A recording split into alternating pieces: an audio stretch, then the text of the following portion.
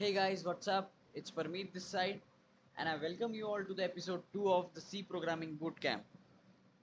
So, we are going to start from right where we left off, and हमने last lecture में क्या किया था? हमने बनाया था hello world dot c file को, जिसमें हमने अपना बॉयलर प्लेट कोड लिखना और hello world प्रिंट करना सीखा था। तो यहीं से यार हम हमारा आज का लेक्चर स्टार्ट करते हैं। तो लास्ट एपिसोड से आपको ये तो पता चल ही गया होगा कि प्रिंट एफ फंक्शन से हम लोग क्या करते हैं। प्रिंट एफ फंक्शन के अंदर जो भी हम लोग के पास लिखा हुआ रहता है उसको हम लोग प्रिंट करवा सकते हैं अपने कंसोल में। और ये जो पैरेंथेसिस के अंदर जो भी चीज़ लिखी हुई होगी, इस चीज़ को हम क्या कह रहे होंगे? आर्ग्यूमेंट। ये फंक्शन होता है, और ये फंक्शन के पैरेंथेसिस के अंदर जो हम लोग पास करते हैं, जिसको प्रोसेस करके आउटपुट में हमें फंक्शन अपना काम करके दे देता है। जो मैंने कहा था आप लोगों को लास्ट एपिसोड में कि एक सेट ऑफ रूल्स जो हम डिफाइन करते हैं या फिर ऑलरेडी किए हुए रहते हैं, जो इनबिल्ट फंक्शंस होते हैं उनके लिए, तो वो चीज़ें वो एग्जीक्यूट करके हमें अपना रिजल्ट अकॉर्डिंगली दे देता है। तो उसी तरीके से हेलो वर्ल्ड जो हमने अंदर एक इनपुट पास किया, और प्रिंट फंक्शन ने अपना काम करके हमें आउटपुट दे दिया जो कि उसको डिस्प्ले करवाना था। तो अब आगे बढ़ते हैं यार। हम लोग अगर यहाँ पे एक और लाइन लिखें, प्रिंट एफ,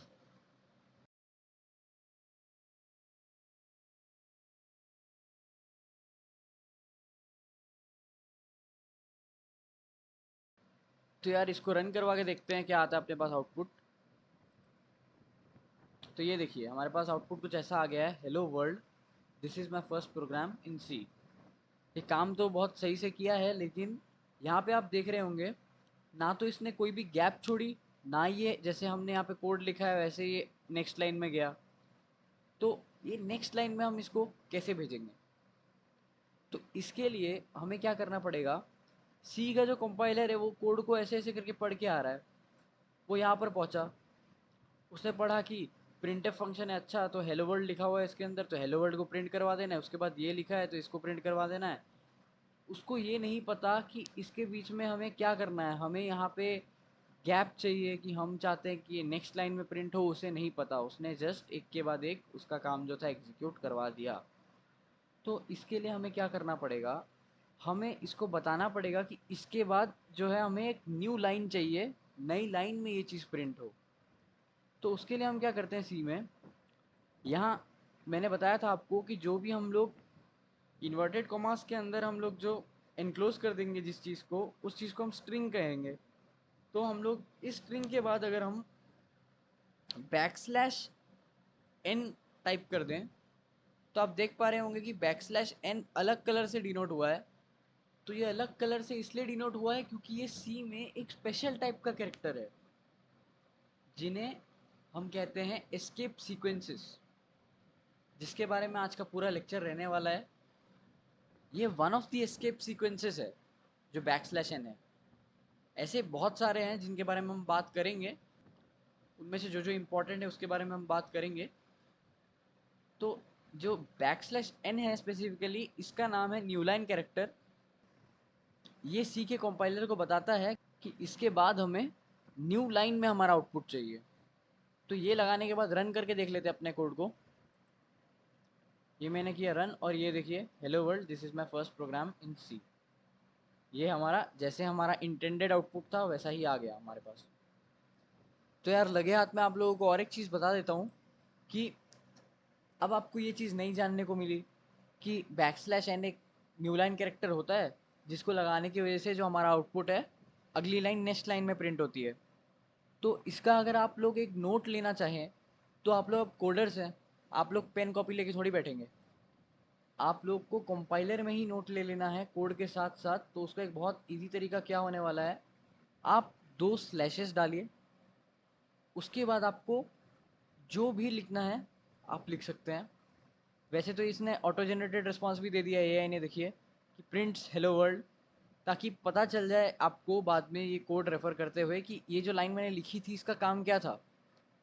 पर हमें वो तो चलो इतनी बेसिक सी चीज़ हमें पता ही है। हम बैक स्लैश एन के लिए नोट लेना चाहते हैं कि backslash n new line character.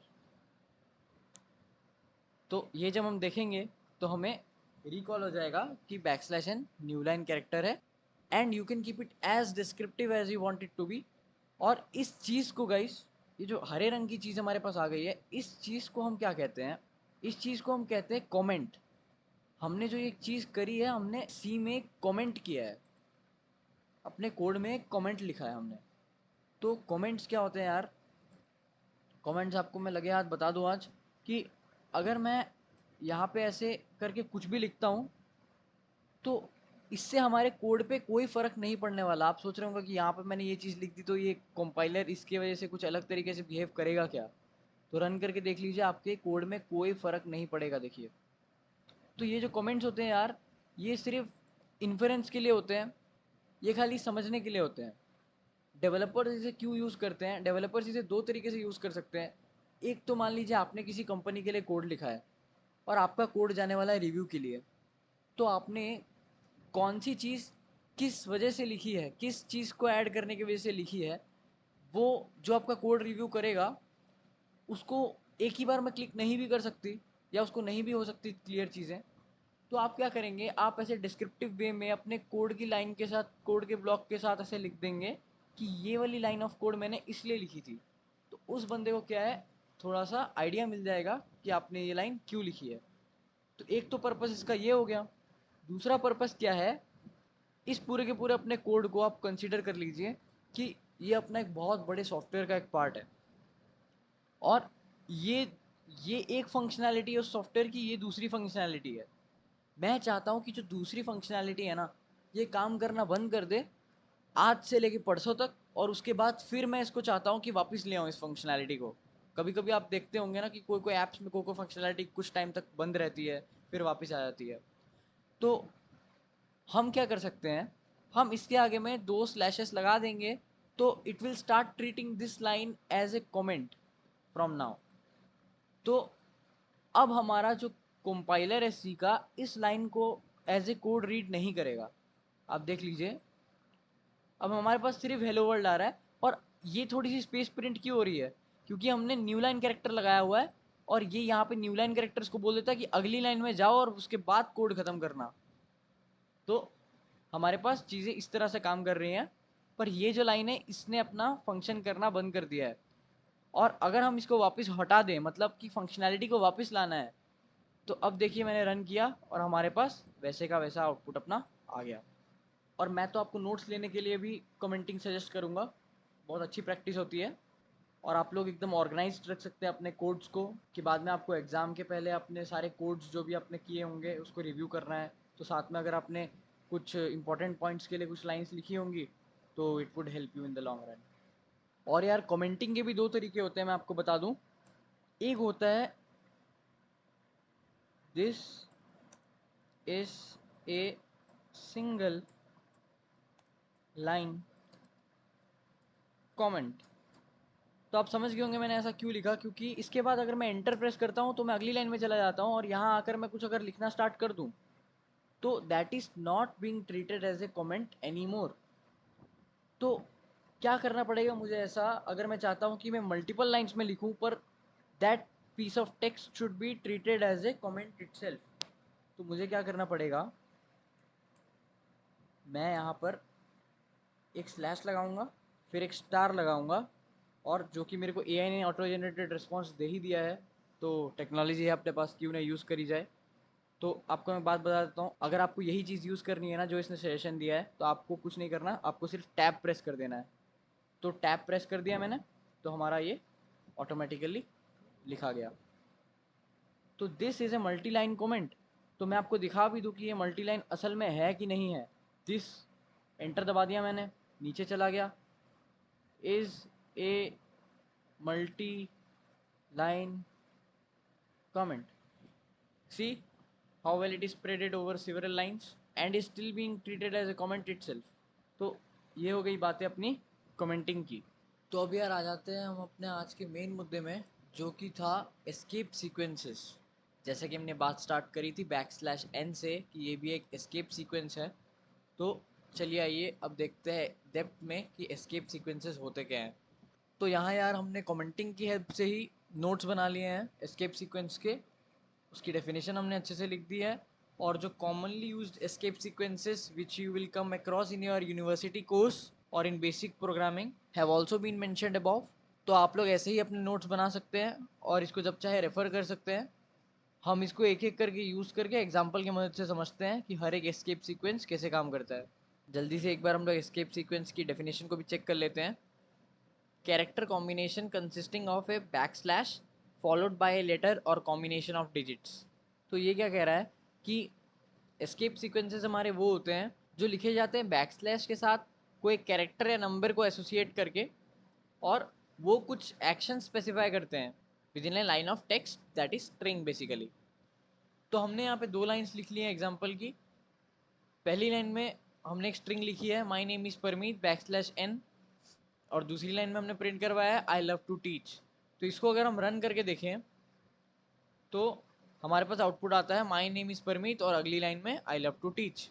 इतना तो आपको पहले ही पता चली गया था जो मैंने लेक्चर के स्टार्टिंग में हेलो वर्ल्ड के साथ करके दिखाया था आपको। अब आपको एक और चीज़ बताता हूँ इसमें मैं, कि अगर आप चाहते हैं कि आप एक ही लाइन लिखें और इन दो लाइनों का काम हो जाए, दो बार प्रिंट आपको ना लिखना पड़े, तो ऐसा भी हो सकता है। मैं इसको हटा दूं पूरा का पूरा और यहाँ पर मैं लिख दूं और इसको हम रन करें, तो अभी भी आप देख सकते हैं सेम हमको आउटपुट मिल रहा है। तो आप लोग इस तरह से भी लिख सकते हैं, आप लोग उस तरह से भी लिख सकते हैं, जैसा आपको सही लगे, जैसी आपकी रिक्वायरमेंट आपको पड़े। तो इसमें क्या हुआ, हमने बैक स्लैश एन यहाँ पे बीच में रख दिया है एक स्ट्रिंग के, और देखिए ऐसा मैंने नहीं किया है कि यहाँ पे मैंने इन्वर्टेड कोमा ख़त्म कर दिया फिर यहाँ से फिर लगा के फिर ख़त्म किए, वैसे गलत हो जाएगा। सी का कंपाइलर यहाँ पे क्या कर रहा है, वो यहाँ से ऐसे रीड करके आता है, अच्छा ये प्रिंट करना है, अच्छा यहाँ पे तो बैक स्लैश दे दिया, तो मतलब यहाँ से यहाँ तक करना है, और बैक स्लैश को भी उसने टेक्निकली प्रिंट किया है। बैक स्लैश को प्रिंट करने का मतलब ही नेक्स्ट लाइन में जाना, प्रिंट करना मतलब डिस्प्ले करवाना, राइट। तो अगर नेक्स्ट लाइन में जाने को अगर उसने डिस्प्ले करवा दिया तो उसने टेक्निकली बैक स्लैश एन को ही तो उसने डिस्प्ले करवाया है। तो उसने टेक्निकली इसको ऐसे ऐसे पढ़ते पढ़ते यहाँ तक आया, इसको भी प्रिंट किया, मतलब कि नेक्स्ट लाइन में आया, उस चीज़ को भी डिस्प्ले कर दिया, और फिर आगे की स्ट्रिंग वैसी की वैसी डिस्प्ले कर दी। So that's all about new line character. Let's move forward. तो यार ये हमने ले लिया अपना अगला एग्जाम्पल। एक स्ट्रिंग मैंने ली है I love eating pizza who doesn't. चलिए इसको रन करके देख लेते हैं। ये वैसे का वैसा प्रिंट हो गया है। अब हम लोग इससे ट्राई करते हैं सीखने का बैक स्लैश टी कैरेक्टर को। तो इसे हम कहते हैं टैब। तो आपने देखा होगा कि अगर आप लोग अपने कीबोर्ड पे टैब का बटन प्रेस करें तो एक बड़ी सी स्पेस आती है। वो स्पेस की विड्थ इतनी होती है जो जितनी मैंने अभी आपको दिखाई, ये देखिए इतनी। जबकि आप स्पेस बार से स्पेस देते हैं तो छोटे छोटे स्पेसेस आते हैं, पर टैब से एक बड़ा स्पेस आता है। तो ये कुछ नहीं करता, जैसे ही न्यू लाइन अगली लाइन में भेज देता है ना, तो ये क्या करता है, ये जहाँ जहाँ आप डाल देंगे वहाँ वहाँ ये टैब की स्पेसेस डाल देगा। अगर आप यहाँ पे इसको बैक स्लैश टी से अगर आप रिप्लेस कर दो, फिर इसको भी बैक स्लैश टी से रिप्लेस कर दो, इसको भी कर दो, और यहाँ पे हम लोग न्यू लाइन कैरेक्टर डाल देते हैं। क्या कहते हो? तो चलिए अब हम इसको प्रिंट करके देखते हैं क्या आता है। तो ये देखिए यहाँ पर हमारे पास टैब की स्पेसेस आ चुकी हैं, और यहाँ पे आ चुका है हु डजेंट अगली लाइन पे। तो ऐसे कुछ काम करता है यार हमारा टैब कैरेक्टर। अब चलिए आगे बढ़ते हैं। So for our next example we have a string that states how could someone not like to code.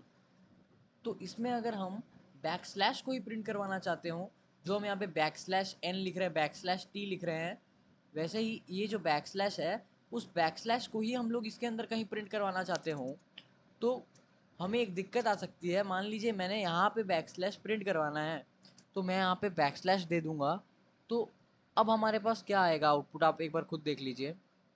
ये देखिए हाउ कुड समवन, नॉट का एन गायब है और वो नीचे आ गया, क्यों? क्योंकि यहाँ बैक स्लैश एन एक साथ आके they are working as a new line character.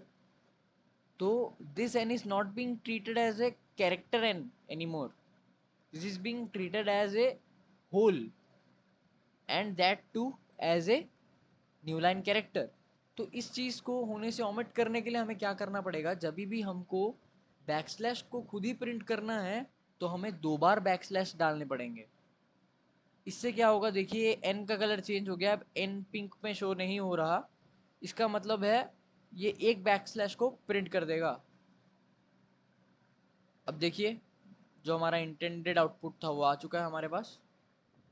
तो कुछ ऐसे काम करता है हमारा डिस्प्ले बैकस्लैश वाला and line character.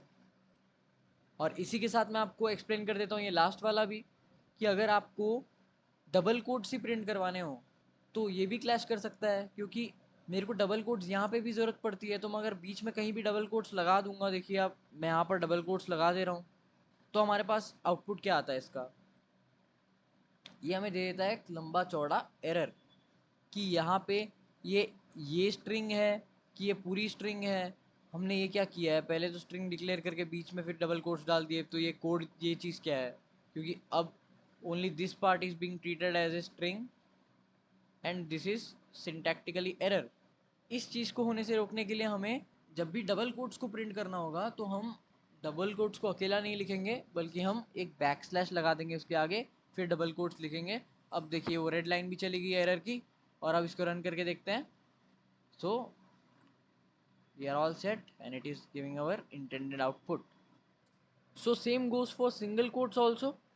While trying to display single quotes, हम अगर सिंगल कोट कभी डायरेक्ट हम लोग स्ट्रिंग के अंदर डाल देते हैं तो in some cases we might face difficulty printing it. So the good practice is always putting a backslash before a single quote when we intend to print it. So that's all about escape sequences that we have and that we need to care about. And I hope कि आपको चीज़ें समझ में आ रही होंगी. As always मैं अपना utmost effort डाल रहा हूँ वीडियो बनाने में, ताकि आपको हर एक चीज़ बेसिक से बेसिक क्लियर करवा सकूँ. Again if you have any doubt or any query, the comment section is all yours. आप जाइए वहाँ पर कमेंट करिए और बताइए मुझे कि मैं क्या इम्प्रूवमेंट कर सकता हूँ आने वाले एपिसोड्स में और अपने पढ़ाने के तरीके में, so that you can get the most benefit out of this series. अगर आपका कोई भी दोस्त है, कोई भाई बहन है जो कोडिंग स्टार्ट करना चाहते हैं या अभी यूनिवर्सिटी में गए हैं, तो आप इस प्लेलिस्ट का लिंक उनको फॉरवर्ड कर सकते हैं ताकि वो लोग भी एकदम स्क्रैच से कोडिंग सीख पाएँ. And also if you are liking the content then please do hit the like button and subscribe to the channel, as it would mean a lot to me and would ensure that you never miss out on a video. So that's all for today guys. Hope you all enjoyed. See you in the next one. Bye bye.